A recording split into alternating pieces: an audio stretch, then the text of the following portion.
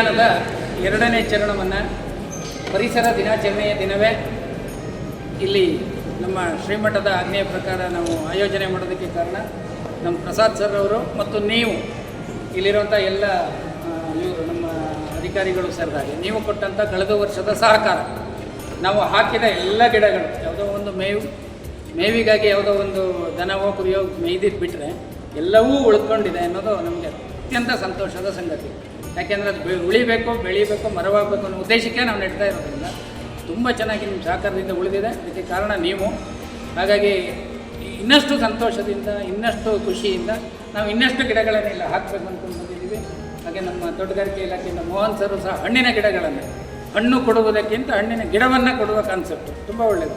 ಒಂದು ಹಣ್ಣು ಕೊಟ್ಟರೆ ಈಗ ತಿಂದ್ಕೊಳ್ತೀವಿ, ಹಣ್ಣಿನ ಗಿಡನೇ ಕೊಟ್ಟರೆ ನಾವು ತಿಂದು ಬೇರೆಯವ್ರಿಗೂ ಕೊಟ್ಟು ಮುಂದುವರಿಬಹುದು ಅನ್ನೋಂತಹ ರೀತಿಯಲ್ಲಿ ಹಣ್ಣಿನ ಗಿಡಗಳನ್ನ ಅವ್ರು ನಮ್ಗೆ ಕೊಟ್ಟಿದ್ದಾರೆ. ಮುಂದೆ ಇನ್ನೊಂದು ಸಣ್ಣ ಕಾರ್ಯಕ್ರಮ ಇರೋದ್ರಿಂದ ಹೆಚ್ಚಿಗೆ ಮಾತಾಡೋದಕ್ಕೆ ಹೋಗೋದಿಲ್ಲ.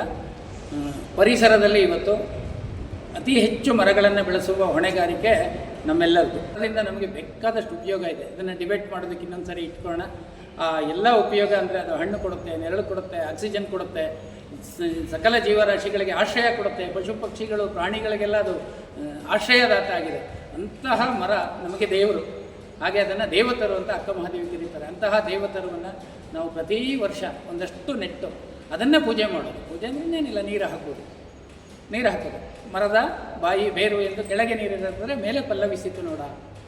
ಲಿಂಗದ ಬಾಯಿ ಜಿಂಗಮವೆಂದು ಸಕಲ ಪಡಿ ಪದಾರ್ಥಗಳನ್ನಿಟ್ಟರೆ ಬೇಡಿದ್ದ ನೀವ ಕೂಡಲ ಸಂಗಮ ದೇವ.